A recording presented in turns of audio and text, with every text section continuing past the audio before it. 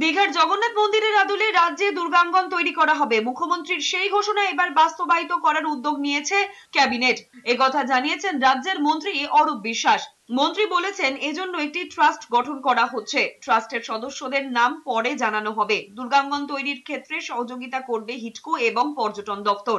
তবে ঠিক কোথায় এই দুর্গাঙ্গন গড়ে উঠবে সে বিষয়ে এদিন স্পষ্ট করে কিছু বলেননি মন্ত্রী।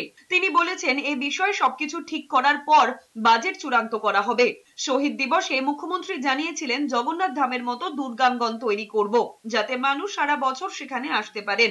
ওই প্রসঙ্গ টেনেই এদিন অরূপ বিশ্বাস বলেছেন, মুখ্যমন্ত্রী বলেছিলেন রাজ্যে দুর্গাঙ্গন হবে এবং সেটা হচ্ছে। ইউনেস্কোর স্বীকৃতিকে সম্মান জানাতেই এই দুর্গাঙ্গন তৈরির পরিকল্পনা মুখ্যমন্ত্রীর। ইউনেস্কো আমাদের ইন্টারন্যাশনাল কালচারাল হেরিটেজ ঘোষণা করেছিলেন আমাদের কলকাতা বাংলার দুর্গাপুজো।